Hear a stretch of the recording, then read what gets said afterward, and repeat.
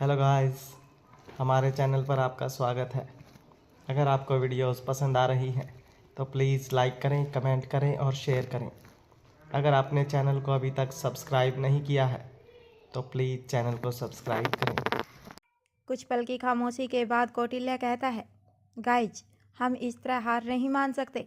जैसा कि अभी अभी डॉक्टर रत्नेश जी ने कहा कि कुछ ही वक्त पहले सौजन्या को एंड्रॉयड घड़ी पहनने का शौक चढ़ा है, तो निश्चित ही उस घड़ी का बॉक्स घर में ही होगा। आप सभी उसे ढूंढने में मेरी मदद करो। हो सकता है उसके फीचर्स को देखने के बाद हमें कोई मदद मिल जाए। इसके अलावा उसमें कुछ ज़रूरी कोड या आसान भाषा में कहूँ तो नंबर्स भी होंगे, जिनकी मदद से हम आगे बढ़ सकते हैं या उसे ट्रेस करने की कोशिश कर सकते हैं। कौटिल्य की बात सुनते ही डॉक्टर रत्नेश सक्रिय हो जाते हैं और कहते हैं, अगर ऐसा है तो मैं उस घड़ी के बारे में और भी कुछ बातें बता सकता हूँ। उस घड़ी को खरीदने के बाद सौजन्या ने मुझे वह बॉक्स के साथ दिखाई थी।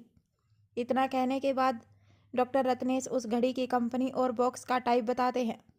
फिर एक कमरे की तरफ इशारा करते हुए कहते हैं, वह कमरा सौजन्या का है।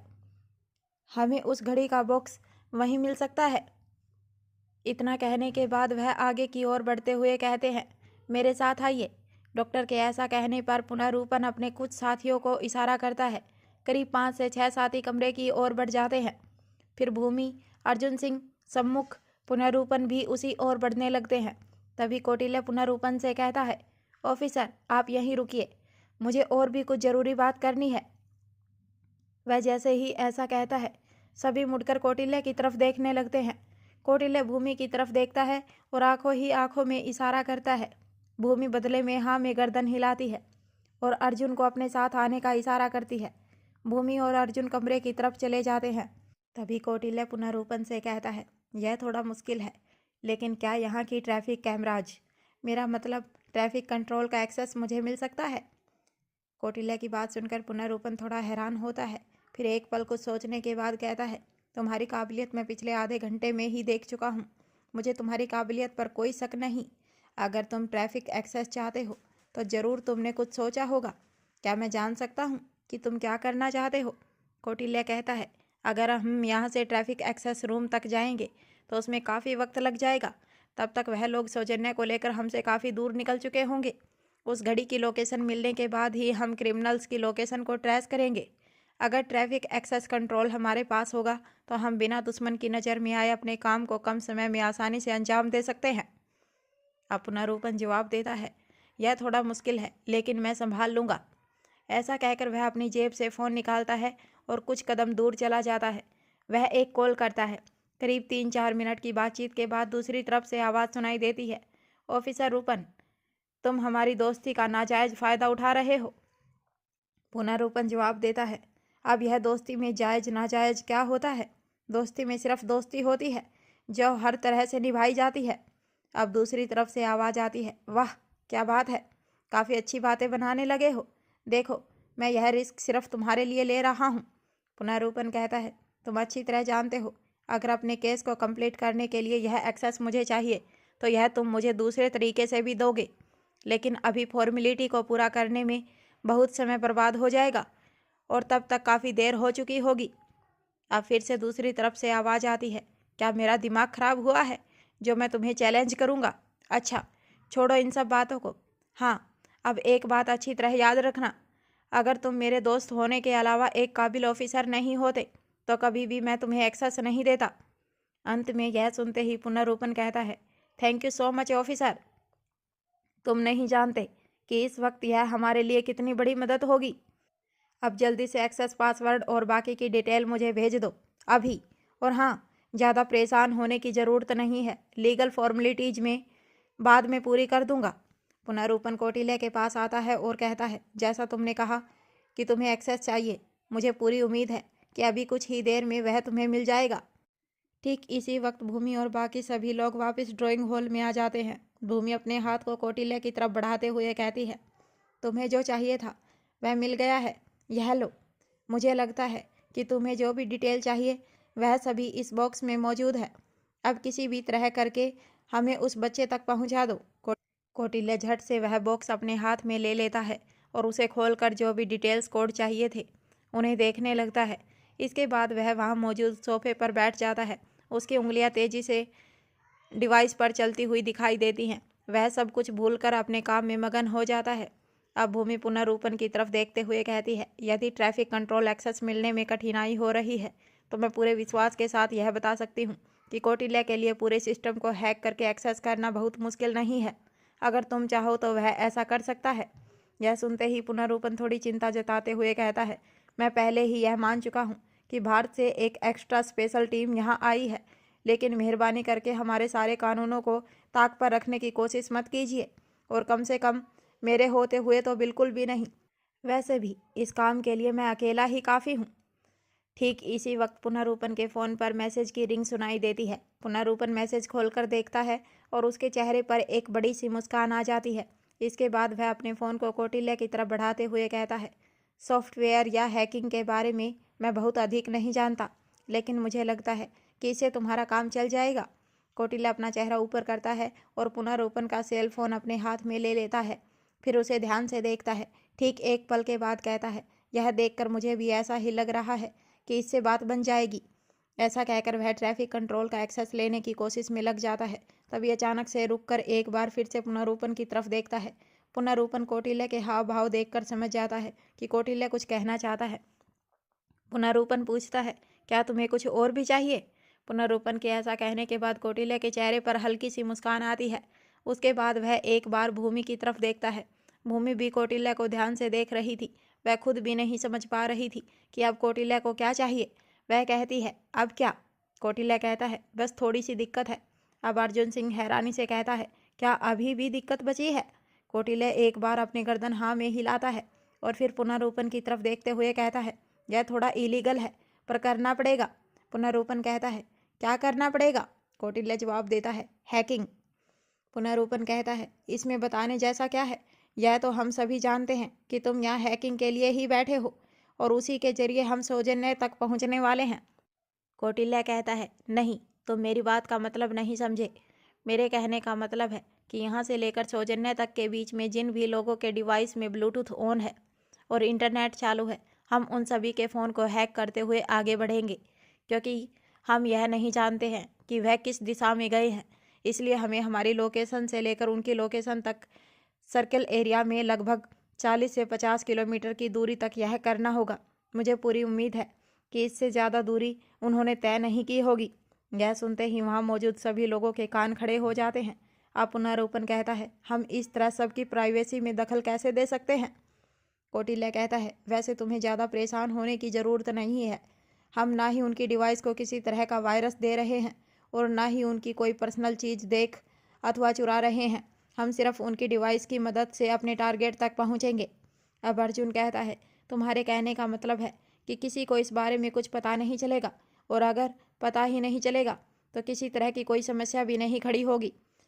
तब फिर इसमें बताने वाली क्या बात है? कौटिल्य अपनी जगह से बैठे बैठे ही जवाब देता है, हाँ ऐसा ही है, लेकिन अगर इस बीच में किसी भी वजह से किसी लीगल या इलीगल हैकर को इसकी भनक हो जाती है तो यह मुद्दा बाहर आ सकता है। अब पुनर्रूपण कहता है, मैं अच्छी तरह से समझ पा रहा हूँ कि तुम क्या कहना चाहते हो। यह एक बड़ी समस्या खड़ी कर सकता है, लेकिन तुम मुझे एक बात का जवाब दो। इस बारे में किसी को पता चलने पर क्या वह यह पता लगा पाएंगे कि यह सब तुमने किया है? इस पर कौटिल्य जवाब देता है, वह मुझे कभी नहीं पकड़ पाएंगे। यह ओवर कॉन्फिडेंस नहीं है, लेकिन मुझे नहीं लगता कि इस वक्त मॉरिशस में ऐसा कोई धुरंधर मौजूद है। यहाँ तक कि वह यह भी पता नहीं लगा पाएंगे कि यह सब किया किसने है। कौटिल्य के ऐसा कहते ही पुनर्रूपण के एक साथी के मुंह से स्वमेव ही निकल जाता है, बड़े ही खतरनाक आदमी हो तुम तो भाई। अपने साथी की ऐसी बात सुनकर पुनर्रूपण उसकी तरफ एक निगाह देखता है। वह साथी एकदम चुप हो जाता है और अपना चेहरा नीचे कर लेता है। फिर पुनर्रूपण कौटिल्य से कहता है, बस तो फिर बात खत्म हो गई। इस वक्त मुझे कानूनी और गैर कानूनी से ज़्यादा फिक्र सौजन्य की है। तुम लोग उसे बचाने के लिए इतनी दूर से यहाँ चले आए, और मैं यहाँ रहकर भी अपने ही एक सिविलियन की जान बचाने के लिए इतना खतरा भी मोल नहीं उठा सकता, तो बेकार है यह सब।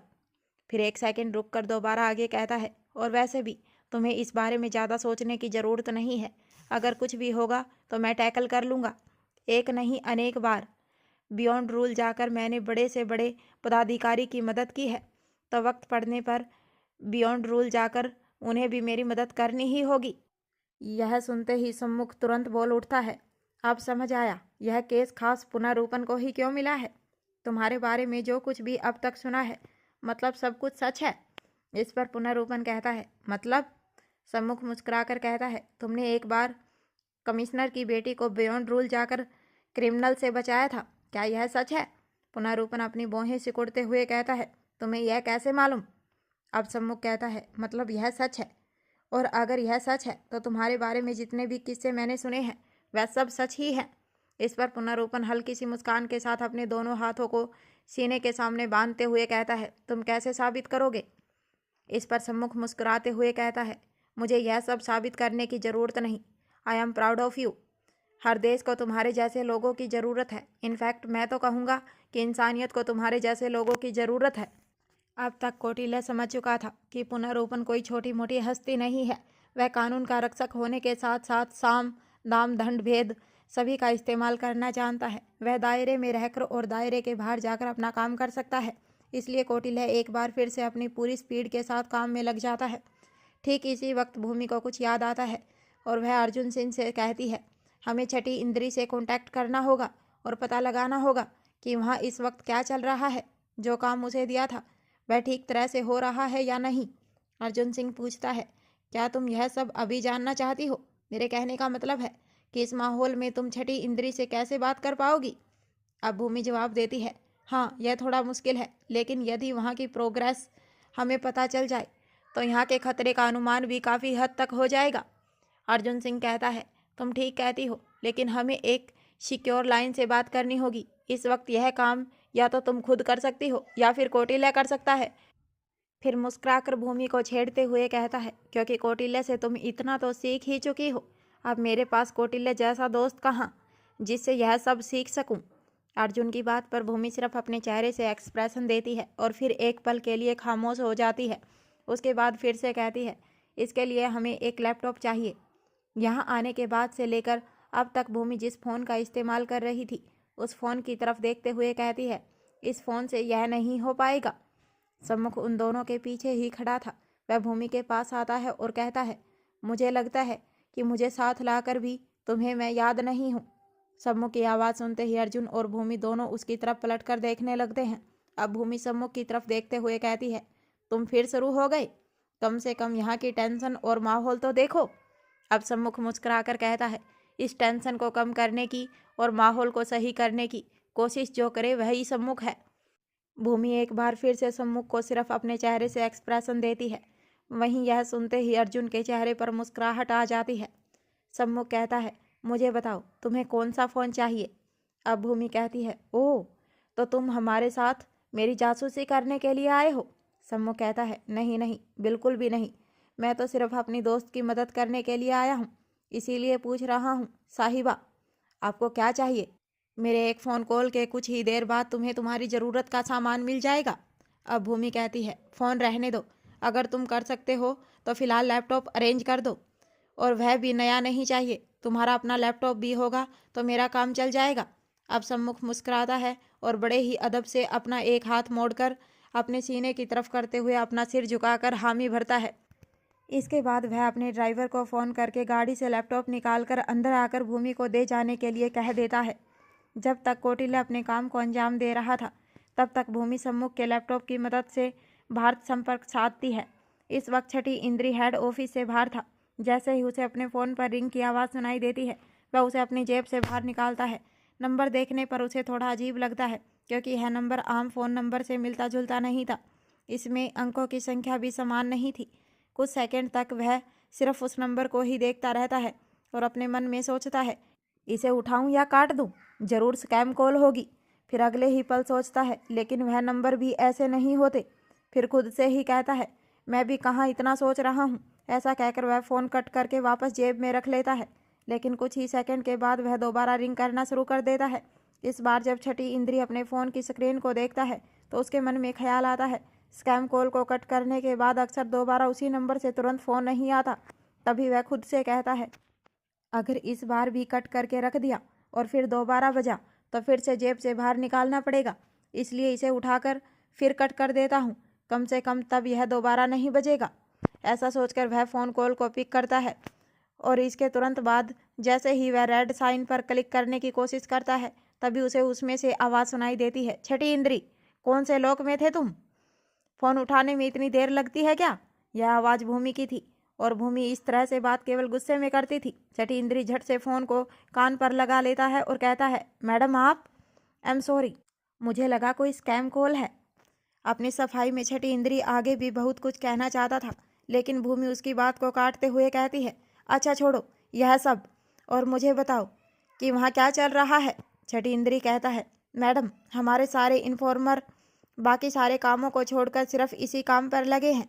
चूक की कोई गुंजाइश नहीं है। सभी हर वक्त निगाहें गड़ाए बैठे हैं। वह अपने फ्लैट के अंदर ही है, वह बाहर नहीं निकली है, यहाँ तक कि आज ऑफिस भी नहीं आई। इस पर भूमि कहती है, क्या तुम्हें पूरा विश्वास है कि वह अंदर ही है? छठी इंद्री जवाब देता है, हाँ मैडम वह अंदर ही है, एक पल की चौथाई के लिए भी उस पर से निगाह नहीं हटी है। अब भूमि चेतावनी देते हुए आगे कहती है, वह इतनी भोली भाली नहीं है कि तुम्हारे वहाँ होने का उसे पता भी ना चले। इस बार फिर से मूर्ख मत बन जाना, ध्यान रहे या उसकी कोई चाल ना हो। तुम सब बाहर उसका रास्ता ताकते रहो और वह अंदर ही अंदर अंतर ध्यान हो जाए। छठी इंद्री कहता है, मैडम आप भरोसा रखिए, ऐसा कुछ नहीं होगा। इस बार हमने पूरी सावधानी बरती है। मैं जो भी कुछ कह रहा हूँ वह एकदम पक्की खबर है। मैं खुद भी इस वक्त ऑफिस में नहीं हूँ, इसी काम के लिए बाहर निकला हूँ। मैंने यूनिफॉर्म भी नहीं पहनी है, कैजुअल में हूँ। इससे पहले कि छठी इंद्री आगे और कुछ कह पाता, भूमि कहती है, ठीक है, होशियार रहना, मैं तुम्हें बाद में फ़ोन करूँगी और इस बार फ़ोन एक बार में उठा लेना। छठी इंद्री फ़ोन पर ही सावधान की पोजीशन में आ जाता है और जवाब देता है, जी मैडम, मैं हर वक्त इसे अपने साथ रखूँगा। और इसके बाद भूमि की ओर से फ़ोन कट जाता है।